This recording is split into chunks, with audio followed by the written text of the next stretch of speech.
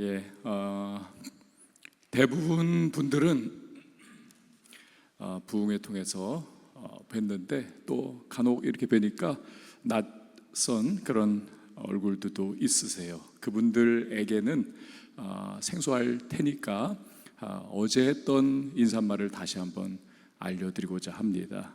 우리가 미소를 지으면 얼굴 근육이 12개가 움직입니다. 12개를 통해서 아름다운 미소, 따뜻한 미소 만들어 갑니다. 인상 칵 쓰면요 얼굴 근육 50개가 움직여 가지고 기분 나쁜 인상을 만들어 낸다는 것입니다. 오늘 찬양대 참 아름다운 미소와 함께 찬양 불렀는데 12개 근육을 잘 활용하신 겁니다. 서로 인사를 이제 오늘 좀 옆에 분들하고 나누실 텐데요. 이렇게 옆에 분을 인사하기 전에 한번 얼굴을 이렇게 보시면은 아직은 마시고 혹여나 그분이 미소를 딱 짓고 있다 그러면 미소가 아름다우십니다. 그런데 인상을 탁 쓰고 있다 그러면 미소 지을 때보다도 3배 넘는 50개의 근육을 사용하시는 분 아니십니까? 인상 쓰고 있는 분 이렇게 보시면 고생이 많으십니다. 이렇게 인사하셔야 해요. 자, 서로 간에 한번 얼굴 보시고 인사말 나눠보세요. 미소가 아름다우십니다. 혹은 고생이 많으십니다.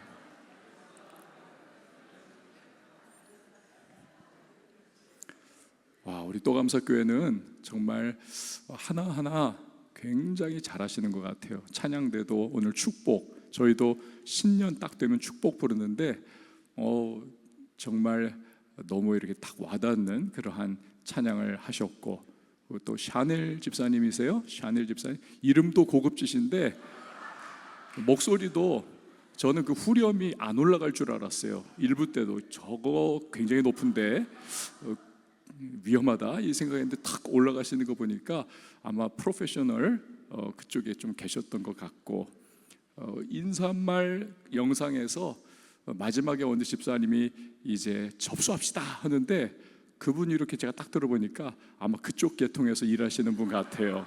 제가 추측이 전문가의 딱 그 억양과 표정이 나오셔서 와, 우리 여기 또감사교회는 한 분 한 분이 일당백의 성도님들이시구나 라고 생각을 했습니다. 무엇보다도 우리 데이비스 목사님 교제하면서 정말 인자한 얼굴 표정과 또 목소리와 푸근하고 남을 배려해 주시는 그러한 목사님 참 닮고 싶다. 참 좋은 그러한 체험을 저도 지금 하면서 은혜를 많이 누리고 있습니다. 여러분, 오늘 마지막 시간인데 서로 피차간의 은혜를 나누면서 우리 서로를 위해서 기도할 수 있는 복된 시간이 되었으면 좋겠습니다. 캐나다 집회를 갔을 때 캐나다 전체 농심 지사장을 하시는 안수 집사님께서 식사를 대접을 해주셨어요. 막 K푸드가 지금 막 활황 아닙니까? 너무 잘 팔린다는 거예요. 매출이 쫙쫙쫙쫙 수직 상승. 그 얘기를 들으니까 기분이 좋았습니다. 한국 음식이 이렇게 인기를 끌다니. 여기도 트레이더 조스에서 여러분 김밥도 막 팔리고 그랬지 않습니까? 근데 이분이 간증이 많은 분이시더라고요. 간증이 많은 분, 이 간증, 저 간증. 근데 그 중에 하나가 재밌는 게 뭐냐 하니까 담배를 어떻게 끊었느냐라는 간증이었습니다. 안수 집사님 취임도 했는데 담배를 못 끊은 거예요. 수십 년 피웠습니다. 인이 박혔고 소위 꼴초가 됐습니다. 끊어야 하는 되는데 끊을 수는 없는, 이건 참 악연과 같은 것이죠. 20번을 도전을 했답니다. 그러나 20번 내리 실패를 했습니다. 친구들이 손가락질을 합니다. 절대 못 끊는다 너. 세상 다 끊어도 너는 못 끊는다. 얼마나 참 난처하고, 그리고 야, 내가 이 정도밖에 안 되는가, 안수 집사도 됐는데 담배를 못 끊다니 하면서 자책도 하고 하나님 앞에 그래서 참 땡깡도 부리고 했는데 자기 의지로는 도저히 안 되더라는 것입니다. 어느 날 이래서는 절대로 안 되겠다 해가지고 무릎을 딱 꿇고 막 어린아이처럼 정말 울면서 매달렸대. 하나님, 담배 좀 제발 끊게 해주세요. 담배 좀 제발 끊게 해주세요. 정말 필사적인 야복강가의 야곱과 같은 기도를 했답니다. 그리고 나서 끊게 하여 주실 줄 믿습니다 하고는 아멘하고 딱 눈을 떴는데요, 와, 놀랍게도 그렇게 기도했던 담배가 또 피고 싶어지더라는 것입니다. 아주 또 할 수 없이 손이 가가지고는 피우는 거예요. 근데요, 신기한 일이 일어났습니다. 쫙 한 모금을 빨아들였는데 그 담배 연기가 그렇게 역겹더라는 겁니다. 욱 하면서 막 이 구토가 올라올 정도로 막 역겹고 메스껍고 구역질이 나고, 이분이 머리가 빨리 도는 분이에요. 하나님이 내 기도 들어주셨다, 막 눈물 콧물 다 흘리면서 드디어 하면서 막 엉엉엉엉 울면서 생각하기를, 이 역겨운 담배를 내가 평생 폈는데 이번 기회에 이 역겨움을 계속 내가 끝까지 느껴보면서 학을 떼어버리라. 그래서 완전히 담배를 끊어버리라. 그래서 담배갑 안에 있는 6개비를 다 피면서 욱욱욱욱 하면서 막 구토에 막 그런 증상을 겪으면서 결국 담배를 6개비 다 피고는 그날로 드디어 담배를 완전히 끊을 수 있었다는 거예요. 그래서 지금까지 담배를 끊고 살아올 수 있었습니다. 그 이야기를 하십니다. 여러분, 사람이 자기 의지로 할 수 없는 그 일을, 그러나 전능하신 하나님 역사하시면 이루어질 줄 믿습니다. 그분이 해주시는 것입니다. 근데 여러분, 한 가지 놓치지 말아야 할 것이 있습니다. 아까 이분의 예에서도 우리가 알 수 있지만 하나님이 그냥 해주시는 거 아닙니다. 구해야 한다는 것입니다. 기도해야 한다는 것입니다. 에스겔 36장 37절에서도 그거 분명히 말씀하세요. 한번 잘 들어보십시오. 주 여호와께서 이같이 말씀하셨느니라. 그래도 이스라엘 족속이 이같이 자기들에게 이루어 주기를 내게 구하여야 할지라. 이같이 자기들에게 이루어 주기를 내게 구해야 한다. 이스라엘이 자유와 해방을 누리도록 해주겠다, 하나님이 예언을 주신 거예요. 그럼 이루어지는 겁니다, 나중에. 그럼에도 불구하고 너희가 그렇게 내가 해주기를 구할 때 실현시켜 주겠다라는 것입니다. 구해야 한다는 거죠. 예수님도 같은 말씀 하시지 않습니까? 문 두드려라, 열어주겠다. 찾아라, 찾게 해주겠다. 구해라, 너희에게 주겠다. 시편 81편 10절에서도 내 입을 넓게 열라, 내가 채우리라 말씀을 하십니다. 그러니까 기도할 때 하나님께서 그 기도를 들으시고 역사해 주신다는 것입니다. 그거 강조하는 거예요. 여러분, 오늘 본문 말씀을 읽었는데 뭐 교회 좀 다니신 분들은 스토리 다 아시지 않습니까? 날 때부터 한 번도 일어나 걸어본 적 없는 중증 지체 장애인입니다. 옛날 말로는 안진뱅이라고 하는 그러한 상황이죠. 이 사람이 하나님의 능력으로 치유받았습니다. 일어나서 뛰고 걷고 춤추고 찬양하며 나를 회복시켜 주신 하나님을 막 간증하는 그러한 놀라운 역사가 일어났어요. 근데 이 사람이 그런 기적과 은혜를 체험하게 된 것은 그냥 가만히 있는데 알아서 하나님이 해주신 것이 결코 아닙니다. 3절 4절 보니까 그가 베드로와 요한이 성전에 들어가려 함을 보고 구걸했다는 거예요. 구걸했다, 즉 달라고 구한 거예요. 그러자 베드로와 요한이 그 사람을 주목했다는 겁니다. 바라봤다는 겁니다. 그리고는 이루어지는 역사가 나타났던 거예요. 뭔가가 구걸하지 않았다면, 구하지 않았다면 주목하는 일도 없었고, 주목하지 않았다면 놀라운 회복과 치유의 역사도 나타나지 않았다는 것입니다.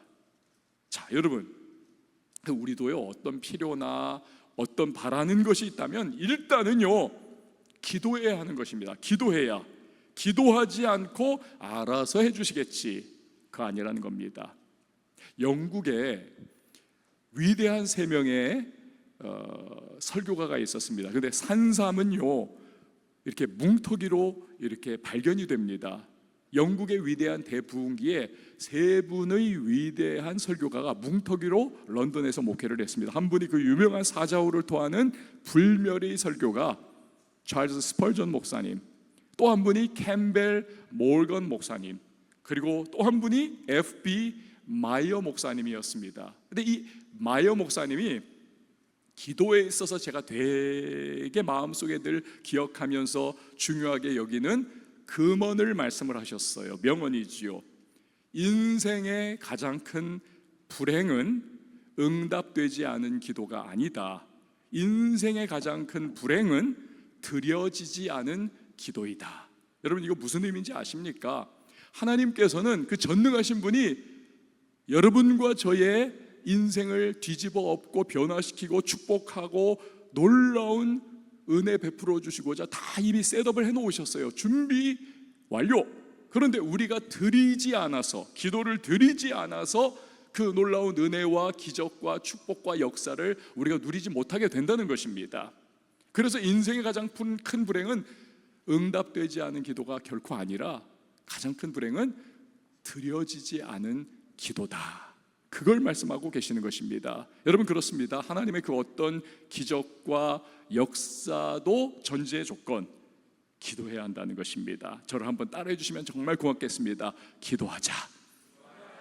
기도해야 주신다는 거죠. 자, 그런데 우리가 꼭 기억해야 할 중요한 사실이 있습니다. 잘 들으세요. 하나님의 생각과 나의 구하는 것은 차이가 있을 수 있다는 것입니다. 차이가. 이거 다른 말로 하면 오늘 설교 제목입니다. 바라는 것과 주시는 것은 차이가 있을 수 있다는 거죠. 자, 오늘 본문에 나오는 중증 지체 장애인을 한번 보세요. 그는요, 스스로 먹고 살 능력 전무한 사람이었습니다. 오죽 이 사람 불쌍하면 동네 사람들이 아침마다 이렇게 들어가지고는 그를 성전 미문 앞에 갖다 놓습니다. 구걸해서 먹고 살라는 거예요. 그래서 지금까지 오랜 기간 동안을 하루하루 한 푼 줍쇼 하면서 그는 구걸하며 거지 노릇을 했습니다. 그가 구한 것은 다른 것이 아니에요. 입에 풀칠할 수 있는 동전 한 잎이었습니다. 근데 그 베드로와 요한이 오늘 성전에 올라가는 그 시간에도 이 사람은 한 푼 줍쇼 하고 있었는데 베드로와 요한이 그를 주목하여 보더라는 거예요. 주목하여 봤다. 뚫어져라 바라보더라는 것입니다. 이건요, 여러분, 굉장히 특별한 상황입니다. 제가 미국에 지금 한 달을 지내고 있습니다만 여기 이렇게 가끔 돌아다니다 보면 이렇게 홈리스들이 있더라고요. 한국 홈리스들은 그래도 좀 이렇게 뭐라고 해야 될까요? 그래도 좀 무섭지는 않은데 여기 홈리스들은 좀 무서워요. 진짜 홈리스 같아요. 오리지널로. 그래가지고 이렇게 좀 가까이 가지도 못하고 한 푼 줍쇼 하고 손은 내미는데 이렇게 피하게 되고 주더라도 그냥 쓱 주고 빨리 지나가게 되고 봉변당할까 봐 뭔가 좀 그런 느낌 있지 않습니까?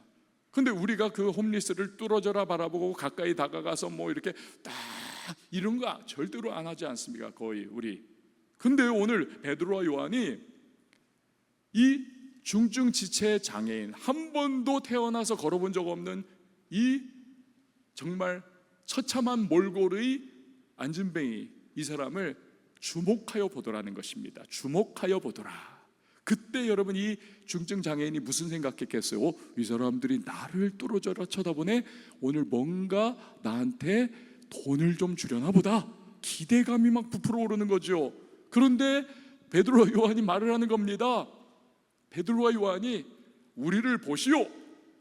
그 말을 또 하는 순간 지체장애인의 마음속에는 어떤 생각 들었겠습니까? 우와, 진짜 오늘 내가 한 건 잡았다. 이 사람들이 하나님 은혜로 자비심이 넘쳐서 내게 듬뿍 좀 주려고 하는가 보다. 그런데요, 그 모든 기대감이 물거품처럼 다 사라져버리는 베드로와 요한의 말을 들어보세요. 은과 금은 내게 없거니와. 돈 없다는 거예요.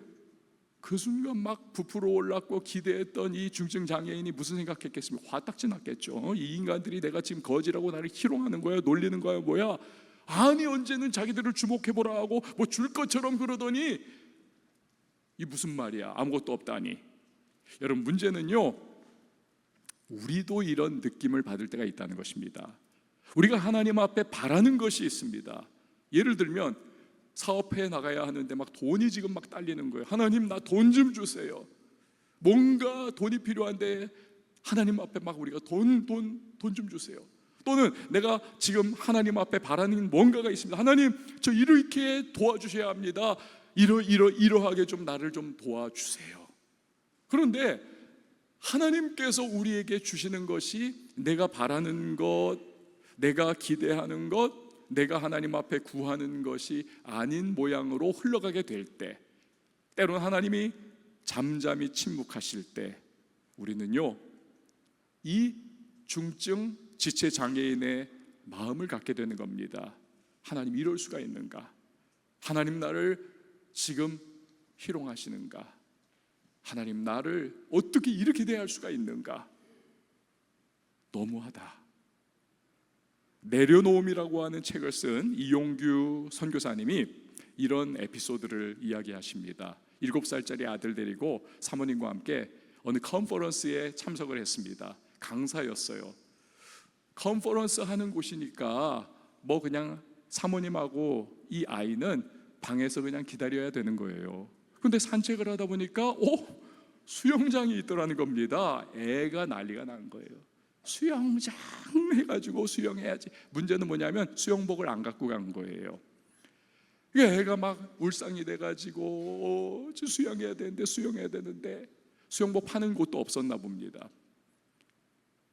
그러면서 이 아이가 막 하나님 앞에, 하나님 저 수영 좀 하고 싶어요. 수영 좀 하고 싶어요. 7살짜리가 막 조막손 모으고 막 간절히 기도하는 모습이 엄마가 너무나 애처로워서 그 수영장 탈의실을 한번 삐걱 열고 들어가 봤답니다. 그랬더니 이 웬일입니까?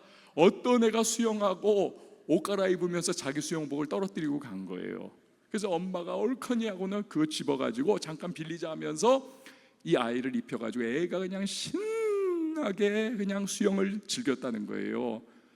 그리고는 그걸 다 빨아가지고 그 탈의실에 다시 딱 갖다 놨답니다. 다음 날 또 수영을 하고 싶은 거예요. 애가. 하나님 오늘도 꼭 수영복이 거기 있도록 해주세요. 막 기도를 했답니다. 엄마가 애를 데리고 보자 해가지고 딱 열었는데 수영복이 있다 없다? 없더라는 거예요. 그러자 이 아이가 울상이 되더니 엄마한테, 엄마 하나님 정말 계신 거 맞아?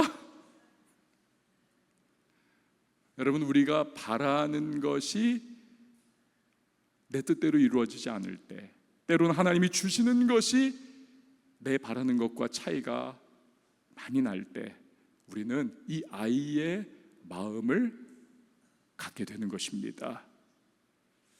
근데요 여러분, 만약에 하나님께서 내가 바라는 것을 그대로 늘 주신다, 우리 질문해 봐야 합니다. 그 하나님은 정말 하나님 맞는가? 성경이 말씀하는 하나님이신가? 저희 누님이 저보다 이제 2살 위인데, 제가 이제 고등학교 때 이야기입니다. 저희 누님의 친구가 있었어요. 그 친구 누나가 함께 이제 우리 교회를 이렇게 같이 다니다가 고등학교 졸업하면서 교회를 떠났습니다. 어떻게 살아가고 신앙생활 어떻게 하는지 이제 전혀 깜깜무소식인데, 몇 년 후에 저희 누나가 길거리를 가다가 그 누나를 만났다는 거예요. 그랬더니 그 누나가 저희 누나한테 나 말이야 예수 안 믿어.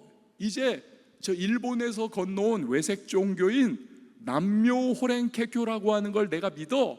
남묘호랭케교 그걸 믿는데, 놀랍게도 내가 그거 믿으면서 지금까지 기도했던 모든 것이 다 이루어졌어. 다 이루어졌어.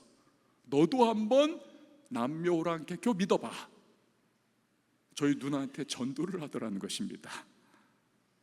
여러분요, 그 누님이 남묘호랭케교를 믿고 그때부터 비나이다 했는데 다 이루어졌다. 이거 여러분 축복인가요? 정말 그렇습니까? 여러분요, 만약에 하나님께서 내가 바라는 대로 다 그대로 이루어 주신다, 그분은요 적어도 성경이 말씀하는 하나님은 결코 아닌 겁니다. 왜 그렇습니까? 우리는요 불완전한 사람들입니다. 이성과 지각이 불완전한 사람들이에요. 우리는 영성도 불완전합니다. 은혜로 구원은 받았지만 여전히 육신의 정욕과 이생의 자랑과 안목의 정욕으로 우리는 신음하면서 살아가는 헤매이는 그러한 존재들이에요. 하나님은 어떠십니까? 그분은 전능하시고 전지하시고 무궁하시고 그분은 모든 일 가능하신, 그리고 과거와 현재와 미래를 한눈으로 통찰하시고 꿰뚫어 보시는 그분은 지혜의 하나님이십니다. 그런데 그런 하나님께서 불완전하고 미약한 우리가 불완전함 속에 이게 최선이라고 생각하면서 구하고 기대하는 것, 그 바라는 걸 다 그대로 하나님이 주신다. 이건 큰 문제가 있는 거예요. 그럴 수도 없고 그래서도 안 되는 겁니다. 아이가 사탕 달라고, 맛있는 거 저거 달라고 계속 땡깡 부린다고 해서 엄마 아빠가 계속 준다, 이빨 다 썩어버리는 거죠. 그런 엄마 아빠가 어디 있겠습니까? 지혜로운 부모라면 아닌 것이죠. 하나님이야 더 말해 못하겠습니까? 여러분, 신앙생활이 뭔가요? 많은 정의를 내릴 수 있겠지만 신앙생활의 중요한 한 가지는 하나님과 나의 차이를 인정하는 것입니다. 그 자리까지 나가야 하는 것입니다. 하나님과 나의 차이를 인정하는 것, 그리고 하나님의 뜻을 내 인생의 아멘으로 받아들이는 수준을 향해 나가야 하는 것입니다. 하나님의 뜻을 내 삶의 아멘으로 받아들이는 것, 이거 쉬울까요 여러분? 해보셨지 않습니까? 하나님의 뜻이 나의 바람과 다를 때 그걸 아멘으로 받아들이는 것은 굉장히 어렵습니다. 그래서 모세는 그 기간이 40년 걸린 겁니다. 40년. 선지자 요나도 그거 못해가지고는 물고기 뱃속에 처박히는 그 꼴을 당해서야 드디어 아멘할 수가 있었던 것이고, 사도 바울조차도 유대교의 열심이었던, 율법의 열심이었던 그가 다메섹 도상에서 예수님 만나 눈 멀고 눈 뜨는 그 고통스러운 과정을 겪고서야 드디어 하나님의 뜻에 아멘하며 그것을 받아들이게 되었던 것이죠. 어렵습니다. 그런 점에서 우리 예수님께서는 역시 우리의 신앙의 모범이 되시는 분이세요. 죄와 저주와 형벌 가운데 영원한 지옥을 향해 나가고 있던 우리를 그분이 구원하시기 위해서 십자가의 사역을 감당해야 하는데 인간으로서는 그것을 받아들일 수 없잖아요. 하지만 우리 예수님께서는 겟세마네 동산에서 피땀 흘려 기도하시면서 스스로 그분은 아멘으로 아버지 하나님의 뜻을 순종으로 내 삶에 다 끌어안지 않습니까? 그래서 여러분, 우리의 구원이 이루어진 줄 믿습니다. 그러면 우리의 바라는 것과 하나님이 주시는 것이 이게 차이가 많이 날 수가 있는데 그 갭을 도대체 우리가 어떻게 극복할 수 있느냐가 문제가 아니겠습니까? 그렇지 않겠습니까? 어떻게 그 갭, 이걸 극복할 수 있을까? 여러분, 바로 요 부분입니다. 하나님은 언제나 가장 좋은 것을 주시는 선한 하나님이라는 사실을 우리가 믿는 믿음, 이것을 가지게 되면 그 갭을 우리가 뛰어넘을 수가 있는 것입니다. 2부 예배 참석하신 또 감사의 성도님 여러분, 저를 한번 따라해 주시면 감사하겠습니다. 하나님은 언제나 최선을 주시는 선하신 하나님이시다. 여러분, 이거 꼭 믿으시기 바랍니다. 유대인의 격언에 그런 말이 있지 않습니까? 물고기를 주지 말고 뭘 가르치라? 낚시하는 법을 가르치라고요. 이거 뭡니까? 원트가 아니라 니드를 채워주라는 거죠. 원트는 배고파서 그냥 아이가 먹을 거 달라는 거예요. 그러나 물고기 주면 그거 한 번으로 끝나버리잖아요. 이 아이의 진짜 니드는 무엇입니까? 물고기 잡는 법을 가르쳐주면 이 아이는 평생 해결이 되는 거 아니겠습니까? 지혜로운 부모의 모습인 거죠. 오병이어의 기적도 그런 거 아닙니까? 제자들이 예수님한테 말해요. 예수님, 저기 많은 저 남자만 수천 명인데 아이들과 어린애 아이들까지 합치면 몇만 명인데 지금 예수님 말씀 듣다가 저녁이 되어서 배가 고파서 다들 큰일 났어요. 마을에 가서 자기들 먹을 거 사 먹으라고 예수님 그렇게 말씀 좀 하세요. 근데 예수님께서 뭐라고 말씀을 하십니까? 제자들이 바라는 것은 예수님이 당신들 가서 사 먹어요 라고 말해야 하는 것인데, 예수님이 주신 대답은 무엇입니까? 너희가 먹을 것을 주어라. 이건요, 그들이 바라는 것과 예수님이 주시는 것은 어마어마한 갭이 있는 겁니다. 매치가 안 되는 갭이에요. 그런데 여러분, 예수님이 주신 그 응답을 통해서 결국은 남자만 5천 명, 여자와 아이들까지 2만 명 정도가 배불리 먹고 12바구니가 남는 놀라운 기적의 역사가 결국 나타나게 되더라는 것입니다. 여러분, 이처럼 주님은 가장 좋은 것을 주시는 하나님이심을 믿으시기를 바랍니다. 오늘 본문의 장애인도 마찬가지예요. 그의 기대와 바람, 한순간에 깨버리는 베드로와 요한의 말, 은과 금은 내게 없거니와. 그럼 그들이 준다는 것이 무엇입니까? 나사렛 예수의 이름으로 일어나 걸으십시오. 이 지체장애인은 한 끼 밥을 사 먹을 수 있는 동전 한 푼을 원했던 거예요. 그게 그의 바람이었습니다만, 베드로와 요한이 성령의 감동으로 그에게 주고자 한 것은 일어나 걸으라. 그의 인생을 변화시키고 그의 운명을 뒤바꾸어 놓고 그의 삶의 지각 변동을 일으키는, 그래서 영원히 그의 그 고통과 실망과 절망의 구렁텅이에서 그를 회복시켜 일반 사람들의 정상적 삶의 기쁨 가운데 들어와 하나님의 살아계심을 증언할 수 있는 간증의 주인공 되게 하시는 것, 베드로와 요한은 바로 그것을 성령의 감동으로 주고자 했던 것입니다. 그가 바라던 돈을 받았다면 그냥 한 끼 먹으면 그걸로 끝이에요. 그러나 주님이 주시는 것은 영원한 변화였던 것입니다. 저는요, 신학교 2학년 때 이제 결혼을 했습니다. 전도사 때 결혼을 했어요. 그리고 이제 결혼을 하고 나서 4개월 후에 군대에 이제 들어가게 됐습니다. 왜 결혼을 하고 군대 갔죠? 왜냐하면 제 아내가 너무 예뻤기 때문에 그렇습니다. 군대를 먼저 간 다음에 결혼을 하려고 했으면 뺏어갔을 것 같아요. 남들이 안 믿으시는 것 같은데, 그래서 제가 오늘 2부 예배에 오지 말라고 했습니다. 저기 앉아 있으라고. 그래가지고 제가 이제 먼저 그냥 결혼을 하고 나서, 그리고 이제 제가 군대를 갔어요. 저는 그 군대에 들어가기 전에 하나님 앞에 이제 기도를 많이 했습니다. 하나님, 여호수아서를 보니까 여호수아서에 신혼인 자는 군대에 안 가더군요.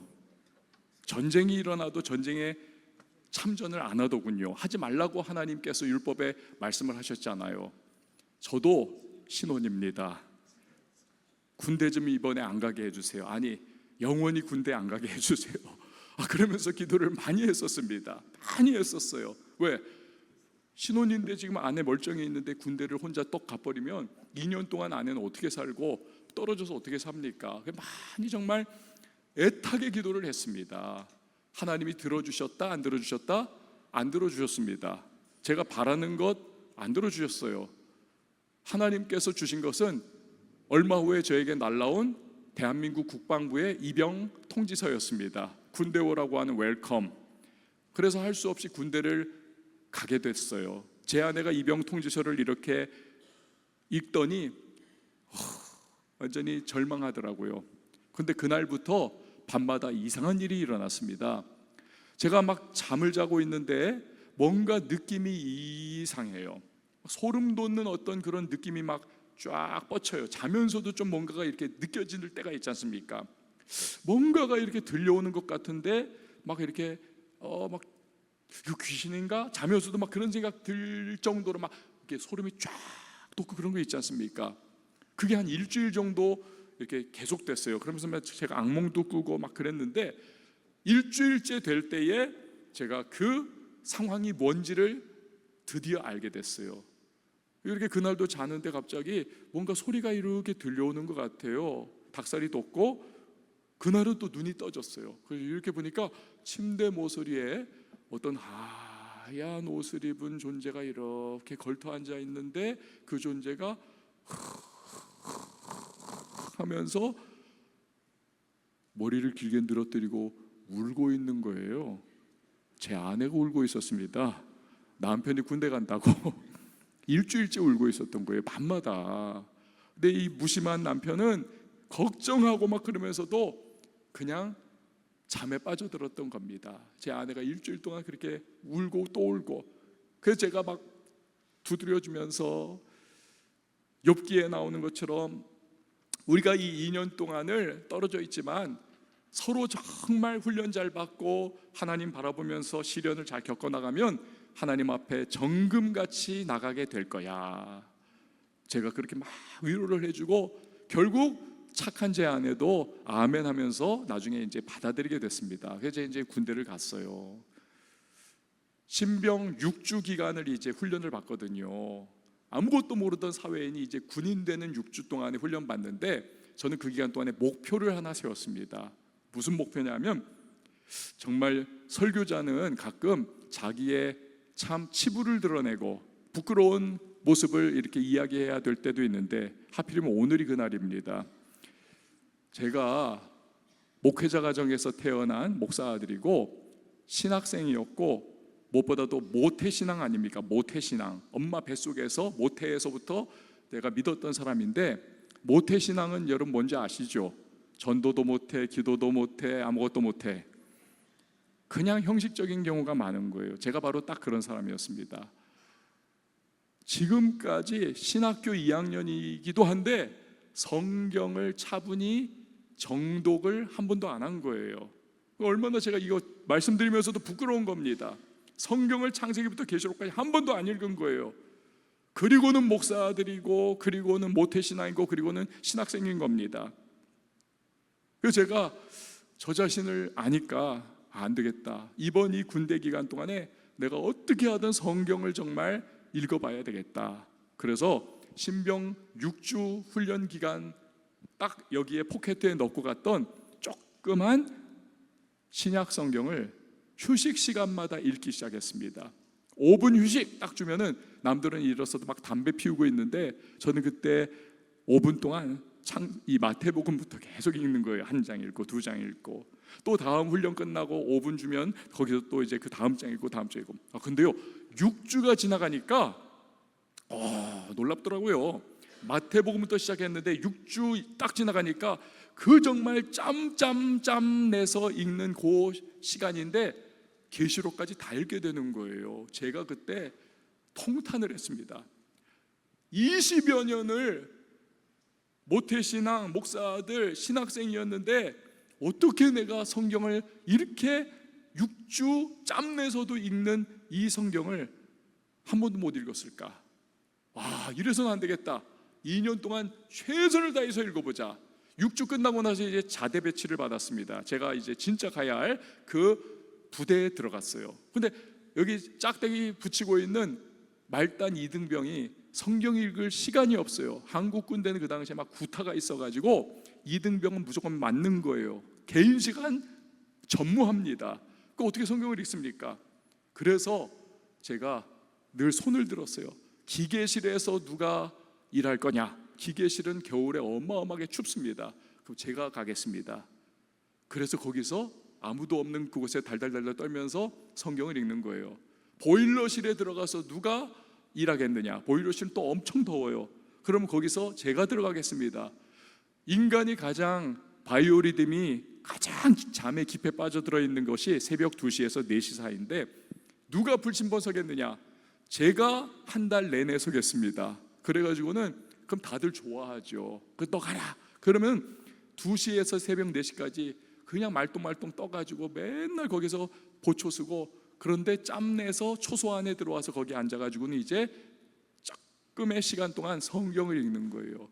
그렇게 2년을 지내왔는데, 모태신앙이요, 목사들이요, 신학생으로서 성경을 한 번도 정독을 하지 않았던 제가 군대 제대할 때 2년 후에 그렇게 해보니까 성경을 12번을 읽게 되더라고요. 12번을 엄청 정독해서 한 톨 한 톨의 글자를 다 읽어가면서. 근데 놀라운 경험을 했는데, 그것이 뭐냐면, 이 성경은요 진짜 살아있는 하나님의 말씀이더라고요. 안 읽을 때는 몰랐는데 읽으니까 정말 그 성경이 제 안에 막 밀려 들어오는데, 어느 날은 읽는데요, 글자가 막 살아 움직이는 것 같아요. 정말 글자가. 그리고 시편을 150편 그 마지막 편을 딱 읽는 그날은 갑자기 만물아 하나님을 찬양하라 하고 할렐루야로 딱 끝나는데, 그 순간에 우주의 신비가 다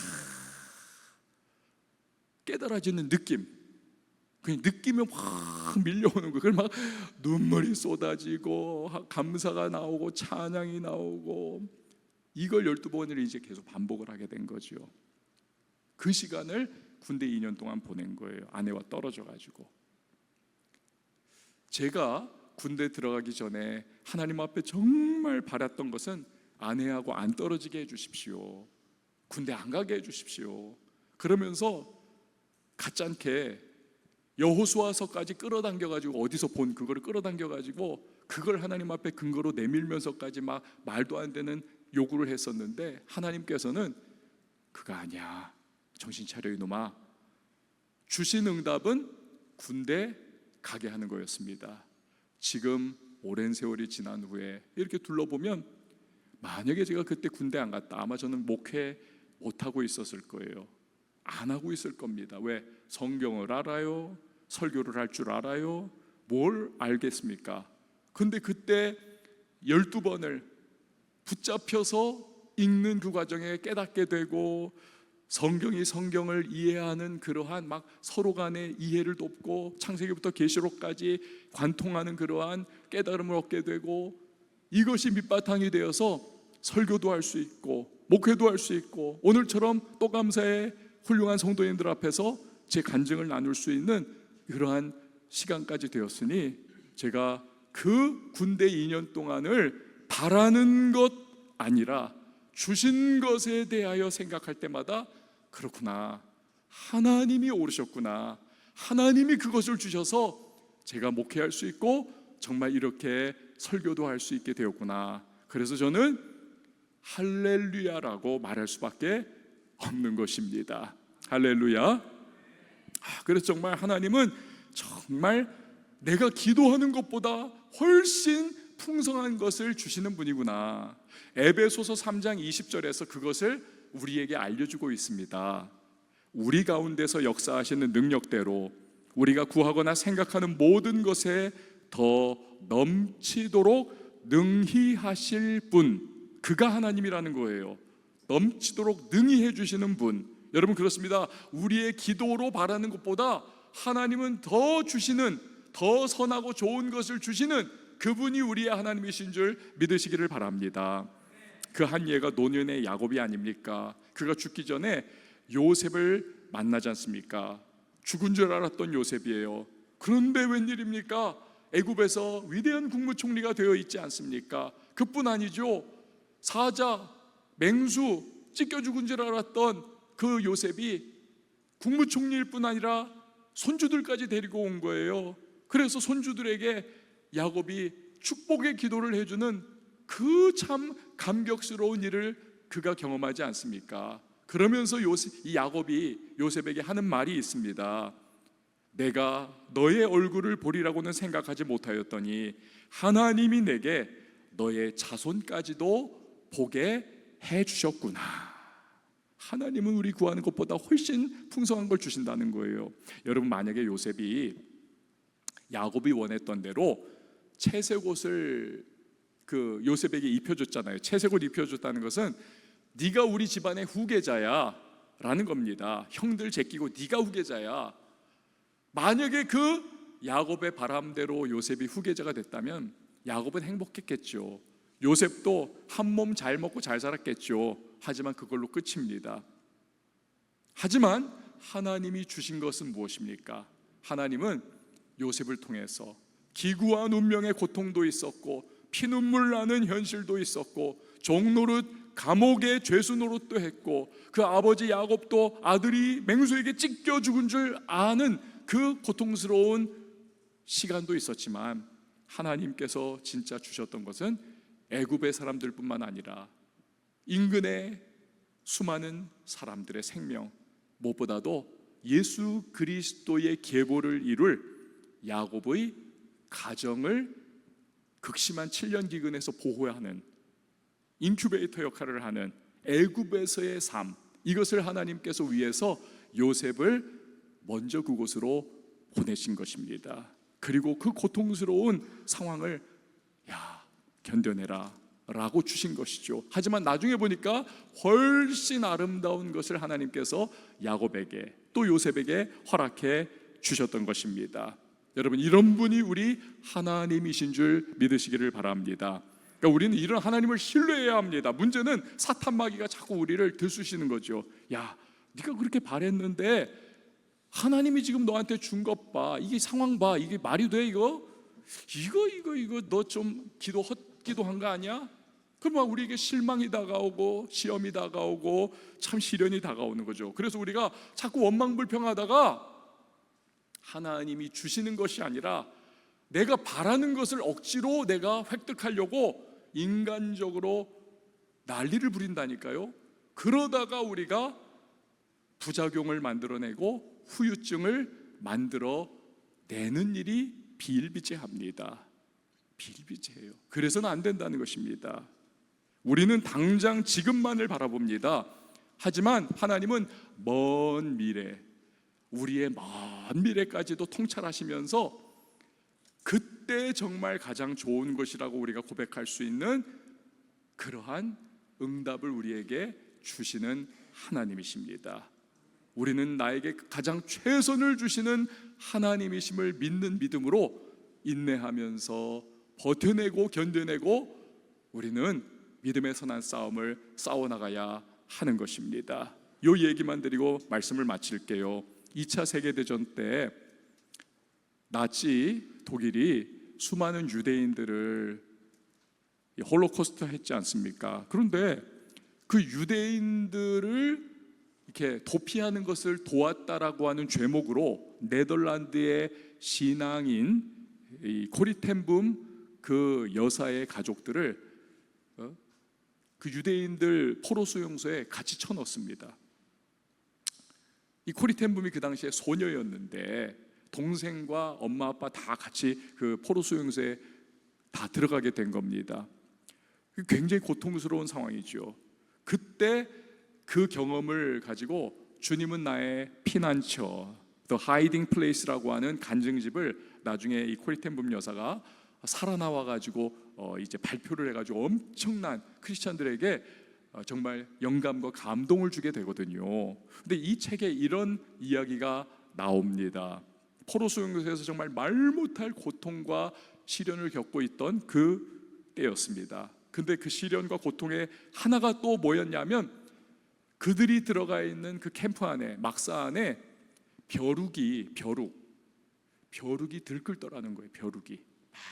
제가 작년에 영국의 런던에서 이제 저희 신학교 수련회를 인도를 하고 있었는데 저와 함께 공동으로 이제 스피커했던 어느 목사님께서 잘 주무셨어요? 그랬더니 밤새 못 잤다는 겁니다. 왜 밤새 못 주무셨어요? 전 잘 잤는데 그랬더니 자기 침대에 벼룩이 한 3마리가 있었는데 이 벼룩이 자기를 계속 물어뜯어 가지고 밤새 잠을 못 잤다는 거예요. 얼굴이 퀭해가지고.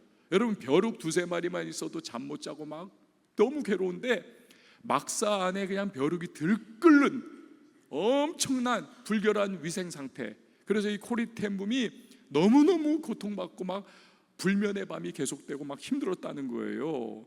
그래가지고 하나님한테 막 때를 썼다는 겁니다. 하나님, 이 벼룩 좀 싹 좀 다 없애주시면 안 될까요? 너무 괴로워요 하나님. 막 구하고 또 구했어요. 근데 벼룩이 여전히 기승을 부리고 막 물어뜯고 너무 괴롭히더라는 거예요. 그래서 막 하나님 앞에 나중에 원망이 나오고 불평이 나오고, 이럴 수 있습니까? 하나님, 우리가 유대인들 돕느라고 이렇게 됐는데 우리 신앙 아시잖아요 하나님.